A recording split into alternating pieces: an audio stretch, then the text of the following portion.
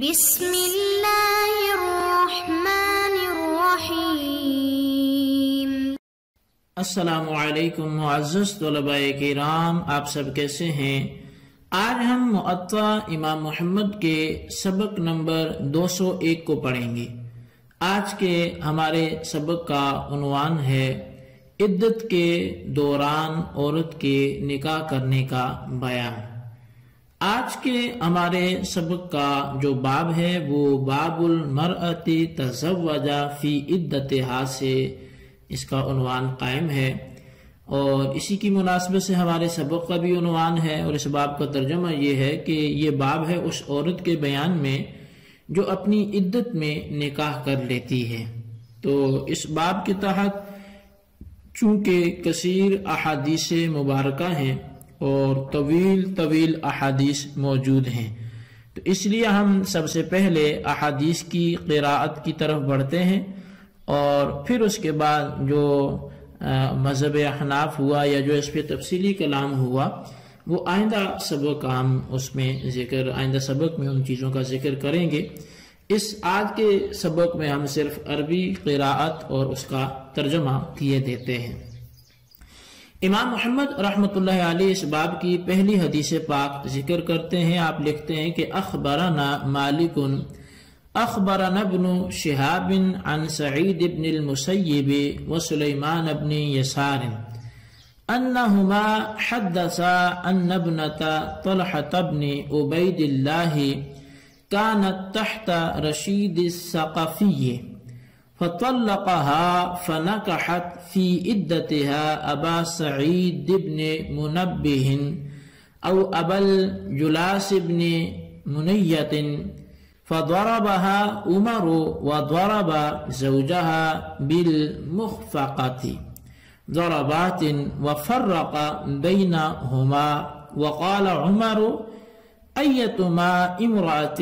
نكحت في عدتها فإن كان زوجها الذي تزوج بها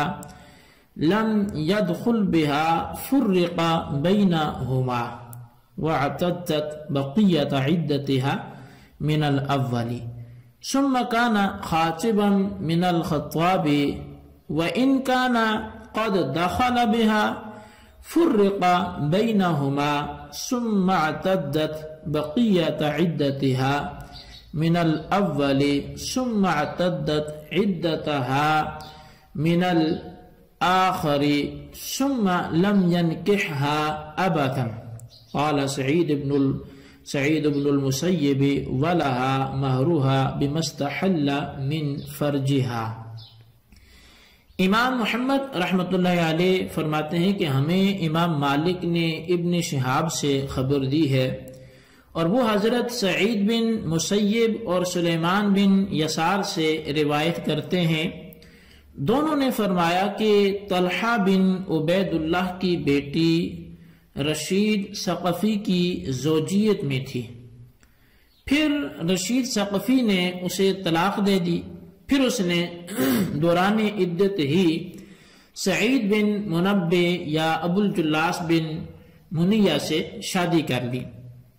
حضرت عمر رضی اللہ عنہ نے اس کو اور اس کے خاوند یعنی شوہر کو ہلکے کوڑے سے مارا، اور ان دونوں کے درمیان تفریق بھی کر دی، اور حضرت عمر رضی اللہ عنہ نے فرمایا جس عورت نے اپنی عدت کے اندر ہی نکاح کر لیا، اگر اس شوہر نے اس سے مباشرت نہ کی ہو تو ان دونوں کو جدا کر دیا جائے، اور عورت اپنے پہلے شوہر کی عدت پوری کرے، پھر وہ دوسرا شوہر اس کو پیغام نکاح دینے والوں میں سے ایک تھا، اور صورت مذکورہ میں دوسرے شوہر نے نکاح کے بعد ہم بستری کر لی تو پھر بھی ان دونوں کے درمیان تفریق کر دی جائے گی، پھر وہ عورت اپنے پہلے شوہر کی باقی جو عدت تھی وہ گزارے گی، پھر دوسرے کی عدت پوری کرے، پھر اس سے وہ آئندہ کے لیے کبھی بھی نکاح نہ کرے۔ حضرت سعید بن مسیب رضی اللہ عنہ فرماتے ہیں کہ اس نئے شوہر کو اس صورت میں آق مہر بھی دینا پڑے گا کیونکہ اس نے وطی کر کے عورت کی شرمگاہ کو اپنے لیے حلال سمجھا تھا۔ قال محمد بلغنا ان عمر بن الخطاب رجع عن هذا القول الى قول علی بن ابی طالب رضی اللہ عنہ۔ امام محمد رحمۃ اللہ علیہ نے اس طویل حدیث پاک کو ذکر کرنے کے بعد فرمایا کہ ہمیں یہ روایت پہنچی ہے کہ حضرت عمر بن خطاب رضی اللہ عنہ نے جو گزشتہ حدیث میں لمبا سا مسئلہ بیان فرمایا، تو انہوں نے اپنے اس قول سے حضرت علی المرتضی رضی اللہ تعالیٰ عنہ کے قول کی طرف رجوع کر لیا تھا۔ اب دوسری حدیث پاک کے حوالے سے روایت کرتے ہیں کہ اخبرنا الحسن بن عمارۃ عن الحكم بن عيينة عن مجاهد قال رجع عمر بن الخطاب رضي الله عنه في التي تزوج في عدتها إلى قول علي بن أبي طالب، وذلك أن عمر قال إذا دخل بها فرق بينهما ولم يجتمعا أبدا، وأخذ صداقها فجعل في بيت المال، فقال علي كرم الله وجهه لها صداقها بما استحل من فرجها، فإذا انقضت عدتها من الأول تزوجها الآخر إن شاء، فرجع عمر إلى قول علي بن أبي طالب رضي الله عنهما۔ اس روایت میں امام محمد فرماتے ہیں کہ ہمیں حسن بن عمارہ نے حکم بن عیینہ سے اور انہوں نے مجاہد سے خبر دی ہے کہ حضرت عمر بن خطاب رضی اللہ عنہ نے اس عورت کے بارے میں کہ جس نے دوران عدت نکاح کر لیا ہو، حضرت علی بن ابی طالب کے قول کی طرف رجوع فرما لیا تھا۔ یہ یوں ہوا کہ حضرت عمر رضی اللہ عنہ نے فرمایا کہ جب دوران عدت نکاح کرنے والی عورت سے اس کے نئے شوہر نے وطی کر لی تو ان دونوں کے درمیان تفریق کر دی جائے اور پھر وہ کبھی بھی اکٹھے نہیں ہو سکتے، یعنی ان کے درمیان نکاح ہمیشہ کے لیے ممنوع ہو گیا ہے۔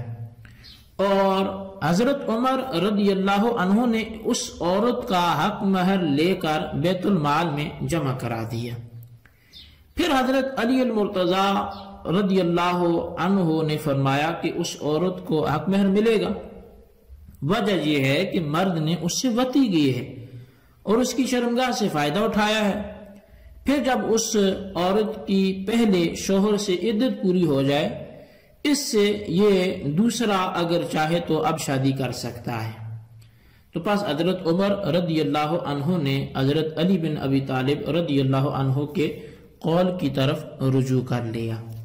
قال محمد وبهذا نأخذ وهو قول ابی حنیفہ والعامة من فقہائنا۔ امام محمد رحمۃ اللہ علیہ فرماتے ہیں کہ ہمارا اسی پر عمل ہے اور یہی امام اعظم امام ابو حنیفہ رضی اللہ عنہ اور ہمارے عام فقہاء کرام کا بھی قول ہے۔ اخبرنا یزید بن عبد اللہ بن الہادی عن محمد بن ابراہیم عن سلیمان بن یسار عن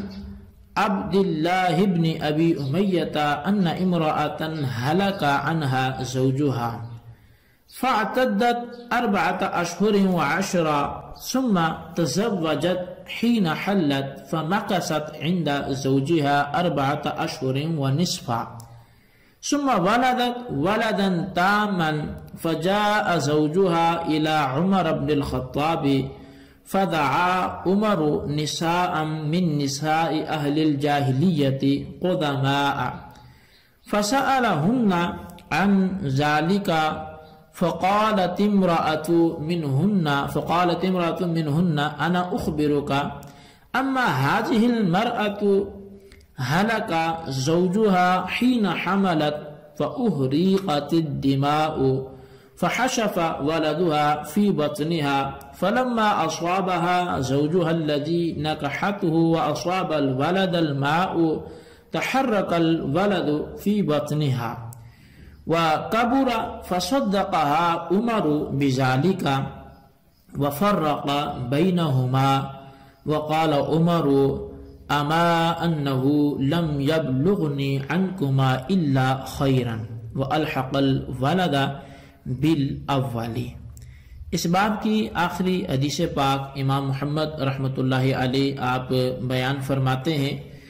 آپ فرماتے ہیں کہ ہمیں یزید بن عبداللہ بن ہاد نے محمد بن ابراہیم سے خبر دی، اور وہ سلیمان بن یسار سے خبر دیتے ہیں۔ وہ عبداللہ بن امیہ سے بیان کرتے ہیں کہ ایک عورت کا شوہر فوت ہو گیا، اس نے 4 ماہ اور 10 دن عدت پوری کی، پھر عدت پوری ہونے کے بعد اس نے کہیں شادی کر لی۔ اب اس نئے شوہر کے پاس اس سے 4.5 ماہ ہی گزرے تھے کہ ایک مکمل بچہ جو ہے وہ اس کے ہاں پیدا ہوا، یعنی اس عورت نے ایک مکمل بچے کو جنم دیا۔ اب اس کا شوہر حضرت عمر بن خطاب رضی اللہ عنہ کے پاس آیا، اور واقعہ بیان کرنے کے بعد اس کے بارے میں اس نے مسئلہ دریافت کیا۔ حضرت عمر رضی اللہ عنہ نے دور جاہلیت کی پرانی عورتوں کو بلایا، انہیں اس بارے میں پوچھا، تو ان میں سے ایک عورت نے کہا کہ میں آپ کو کچھ بتاتی ہوں۔ وہ کہنے لگی کہ اس عورت کا جس وقت خاوند فوت ہوا اس وقت یہ حاملہ تھی، پھر اس کے خون بہنے لگا جس سے بچہ پیٹ میں سوکھ گیا، پھر جب اس شوہر نے وطی کی جس سے اس نے بعد میں نکاح کر لیا تھا، تو بچے کو تازگی مل گئی، بچہ اس کے پیٹ میں حرکت کرنے لگا اور پھر بڑا بھی ہو گیا۔ تو حضرت عمر رضی اللہ عنہ نے اس کی بات کی تصدیق کی، اور سائل اور اس کی بیوی کے درمیان تفریق کر دی، اور فرمایا کہ تم دونوں کی طرف سے مجھے بھلائی ہی پہنچی ہے، یعنی تم دونوں بے قصور ہو۔ آپ نے اس نومولود بچے کو پہلے شوہر کے ساتھ ملا دیا۔ اب یہ اس حوالے سے جو باب تھا اس کی احادیث تو یہاں پہ مکمل ہوئی، لیکن مذہب حناف کیا ہے اور اس پر پھر کلام کیا ہے، اس کو آئندہ سبق میں ہم بیان کریں گے، اور سارا کلام اسی میں ہوگا۔ آج کے لیے اتنا ہی کافی ہے۔ اللہ تعالیٰ سے دعا کرتے ہیں کہ ہمیں حدیثوں کی برکات نصیب فرمائے، آمین بجاہ النبی الامین صلی اللہ علیہ وسلم۔